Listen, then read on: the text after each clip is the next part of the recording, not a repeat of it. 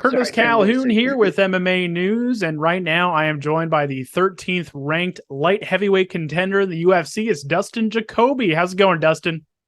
Good, Curtis. Thanks for having me on the show. Everything's going good, and looking forward to the fight coming up. Looks like a beautiful day there in Denver as well. Yeah, man, we've had some unbelievably nice weather here the past couple weeks, and no end in sight. So I'm just out here soaking it up. Absolutely, man. No doubt about it. Well, talk to me a little bit about how this Khalil Rountree fight came together, right? Were you surprised when you got word of the offer? Were you expecting a top 15 guy? How did this all come together? Yeah, I was expecting a little higher ranked opponent, but at the same time, it is what it is. You can only fight who they put in front of you. After my last fight, we had asked the UFC for Volkan Ozdemir, who had just beaten Paul Craig, I think the week after I fought, and he respectfully declined as he was number eight or number nine, had just beat number eight, and he wasn't looking at number 14 at the time. He was looking at higher towards the title, which I completely understand. And they actually offered Khalil to me back in March, and we accepted then. He declined for whatever reason, is when I fought Mikhail Oleksiejczuk. And and then after my fight, they said Volkan had turned me down. He was wanting to fight a higher ranked opponent. Okay, cool. They came back with Khalil, and I said, of course, if he'll fight me, and he accepted this time. So we're good to go, man. I had to throw him under the bus a little bit, let people know he's turned me down once. But either way, we're going to get in there and duke it out, and may the best man win. Yeah, because I feel like the next best thing to getting that top 15 guy is a guy like Khalil, right? A guy that's you know what he's gonna do. He's gonna go for the stand up war. Is this a matchup that really excites you? Is this a guy that really gets you extra motivated to go out there and train? Yeah, absolutely, man. I mean, every opponent gets me motivated. I'm very self motivated, and I never really look at the opponent too much, as I have to go in there and figure out the opponent. I keep the same mindset. The opponent has to figure out me, and that's just the way it is, man. So, if it's not broke, don't fix it. I've been, putting my work in at Factory X, at Mandow Performance. We've been doing the same things we've been doing, all year and in previous years, and getting prepared for the fights. And I love the matchup. Khalil's a stand-up banger, very powerful guy. You got to watch out for that left hand. But I fought the best stand-up fighters in the world. I spent years with Glory Kickboxing. I rose through the ranks. I competed for a world title and fought the absolute best of the best in that organization. And it's really propelled me to where my career is at right now. And I'm going to go out there and prove that I'm the better stand-up fighter. I'm the better fighter overall. Yeah, and I was about to ask you about that because I feel like one thing that really stands out about you specifically in a matchup like this is that experience in Glory Kickboxing, right? So, do you feel like that'll be a huge benefit for you in this matchup, especially with it potentially being a stand-up war? Oh, absolutely, man. I think that that's why I'm doing so well right now in my career is, just climbing through the ranks in Glory Kickboxing. Those guys are absolute savages, and I've always enjoyed the stand up and on the feet fight. And I fought the best guys in the world, and now when I go into a fight, it's like I look at the opponent, and a guy like Khalil, yeah, he's dangerous. He's a stand up guy, but he's not a Simon Marcus. He's not an Alex Pereira. He's not a Murad Bouzidi. He's not a Daniel Lunga, Michael Dude. I mean, you name them off. I fought the best in Glory. So I've been there, I've done it, and I've weathered the storm, and I'm going out there and I get an opportunity to prove that I am the better striker. Obviously, I know you're not looking past Khalil, but what do you feel like makes the most sense next for you? Are you looking at a fight with Volkan Ozdemir or another top 10 guy? What do you feel like the layout looks like with a win in this fight? Yeah, I really have my eyes on Volkan. I think that that's just another matchup that favors me, and a guy who's in the top 10, a guy that's competed for a world title, and I think it's a great matchup. But yeah, I'm not going to look past Khalil. I'm going to go get this victory, and then I think that a top 10 opponent is inevitable. I just got to go out there and do my job. Got to ask you about the recently announced light heavyweight title rematch set for UFC 282 between Jiri Prochazka and Glover Teixeira. What are your thoughts on that matchup? And do you feel like it was the right move to run that fight back? Yeah, absolutely. I think it was the best move the UFC could have made. It's showing respect to Glover. And by the way, the fight was an absolute incredible banger, a great fight. Glover arguably was up on the cards, and and I think that it's going to be another great fight. And I'm going to give the edge to Jiri. I think that he's going to, he's proved he can do it. He's very unorthodox, man. Glover, he's big and strong. He gets his hands on you. You got to watch out. But Jiri proved that he can handle that. I've said it often. He's like the 205 Tony Ferguson. The guy's so unorthodox. He never stops moving. He never stops rolling. He gets out of some crazy stuff, and I think that he's going to reign champ here, at least for this fight, and maybe one or two more. But the division's wide open, man. I think that title could be passed around at the top, and I'm hoping to get my share of it. Do you feel like a guy like Jiri Prochazka, when you look at the other champions in the UFC, kind of separates himself because he's so unorthodox, because he's so hard to figure out, and just with his style and everything? Yeah, he's just got a really funky style, and the guy's very unique. I like the guy. I fought on the same card as him. He's just different. He trains different. He thinks different.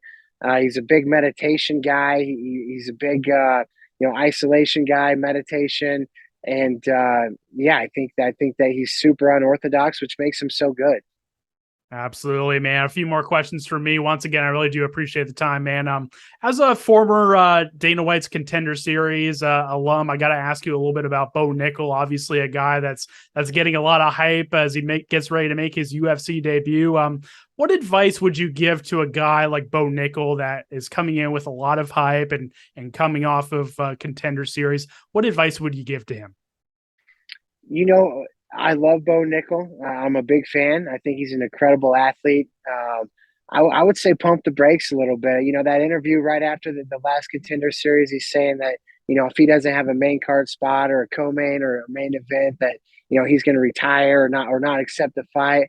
Hold on, man. That's not how it works, and the UFC is going to want to build you a little bit. They're not just going to throw you to the wolves. While I think that he's very capable of competing in these high level fights, I'd say pump the brakes a little bit. Don't get ahead of yourself, man. This sport can be very humbling, and a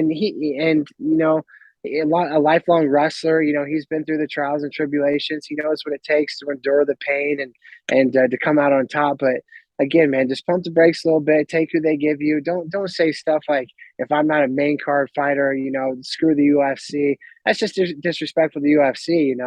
I think that his time will come, and he is a very exciting fighter, but just take your time and enjoy the moment, man. Because coming from a guy that, before Contender Series, I turned pro in November of 2010.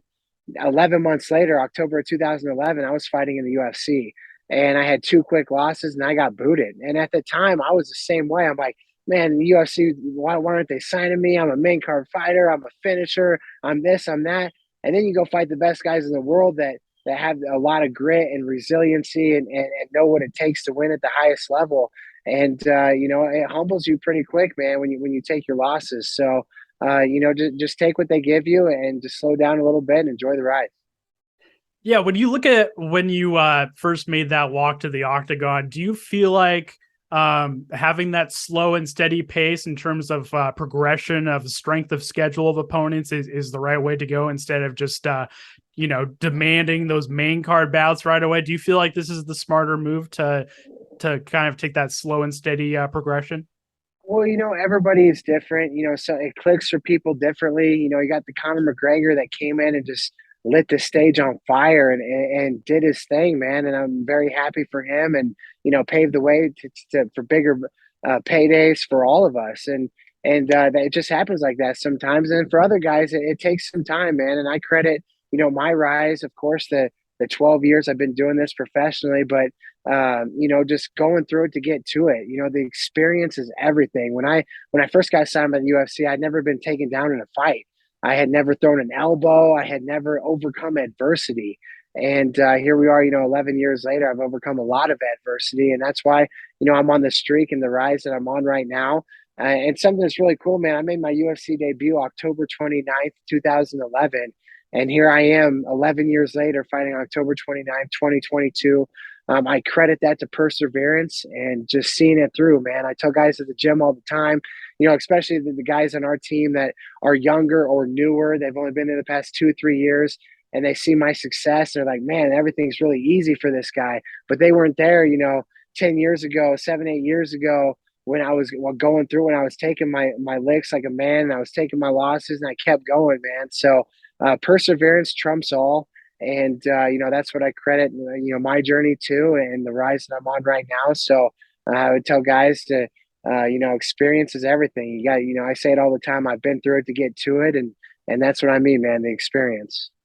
Well said, man. And a former opponent of yours in Glory Kickboxing, obviously, Alex Pereira is getting ready to fight Israel Adesanya for the middleweight title. Obviously, a lot of fans and pundits have their eyes on that one. But as a guy that's faced Pereira, right, and obviously you know about his power and how dangerous he is as a striker, kind of give us some insight into what it's like facing a guy like that.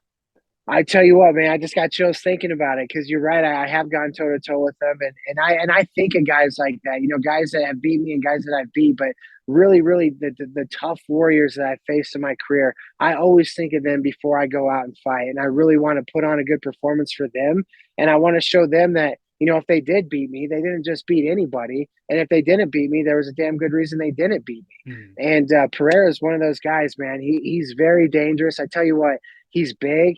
He's long. He's super fast, super rangy, and the most power I've ever felt, but bar none. And he just continues to prove it in every fight that he has. And very dangerous opponent, man. With that being said, Adesanya is a true champion, and he's faced him too as well in a couple times. And I think that Adesanya is going to persevere. I think that he's going to have a few tricks up his sleeve. I think it's going to be slow at first. But I think it's going to be very technical. And I think I give the edge to Adesanya, man. I just think he's a champion in and out of the cage. Not that Pereira isn't. It's just that it's still relatively young in his MMA career. It is going to be a stand-up fight. So he's always has that advantage, in my opinion. But to face someone like that, man, super dangerous. You just don't know. You look at guys like, man, is he, how good is he, or is he that good, or what makes him so good? And a guy like Pereira is his speed and power, and his length. He's much longer than you think, and he's much faster than you think. So it's going to be a great fight. Adesanya's got to be on his A game, man, and so does Pereira. But I'm going to give the edge to Adesanya, and I think it's going to be a great fight. I can't wait. I'm really looking forward to it. Absolutely, man. Last question for me. What can fans expect on October 29th when you return? Yeah, they can expect me to get my hands raised. That's for sure. I feel like it's a story that's already been written. I just got to go out there and do it, man. It's a little bit of, like I said earlier, a little bit of fate fighting on the same day I made my UFC debut 11 years ago, which is pretty wild to me. I don't think any other athlete in the UFC has ever made their UFC debut, been cut, and been out of the organization for 9, 10 years and came back. And, here I am, I get a fight on that day. So it's going to be a really special day. It's going to be a great fight. And you can expect the Hanyak to get his hands raised, man. I just bought a new home for my family and I after the last fight. And I just keep saying that, I got to defend this turf, and I got to defend everything that I love and everything that's mine. And, I'm mentally and physically prepared to go out there and do that. Absolutely, man. Before we wrap things up, I'll give you the floor to shout out any sponsors you have, shout out your team, all that good stuff. I'll give you the final word. Yeah, as always, a huge shout out to my team at Factory X and Landau Performance. That's who, they are the masterminds behind the Anyak. They go out there and get him ready and dialed in and in peak performance for the fight. My family, of course, my agency, Iridium Sports Agency, the best in the business. A few sponsors. I got Fit Soda. I'm actually drinking one right now. This stuff is very good. Healthy alternative to water and soda. Made up of BCAAs, electrolytes. This thing in a couple years will take off. Very good stuff. If I had kids, I say this all the time. If I had kids, they would be drinking this stuff as opposed to soda. Just so much healthier for you. And I know buddies that can't go a day without drinking soda, man. I just tell them to switch over to this. Another beverage company, El Bandito Yankee Tequila. Obviously, I don't have any of that on hand right now, but they're a supporter of the Hanyak. And after my fight, October 29th, we'll be breaking out the Bandito. Very thankful for those guys. A golf sponsor of mine, Travis Matthews. They send me free gear, and I'm very happy with them. The best gear in the game. You won't catch me on the golf course without Travis Matthews apparel, and I'm very thankful for that. I don't believe I'm forgetting anybody. At least I hope not. But those are the big ones, man, that have been taking care of me. And Yeah, I'm prepared. I'm mentally and physically prepared for this fight, and I'm excited to go out there and get the opportunity to prove that I'm better than Khalil Rountree and to climb the ladder in rankings once again. We're looking forward to it, man. Dustin, it's great to chat with you again. Always great to chat with you, and good luck with these final days of camp. And I'm sure we'll chat again soon, man. Thank you so much. Yeah, thank you, man. I appreciate you giving me the platform and the time, and we'll look forward to catching up after I get the big victory.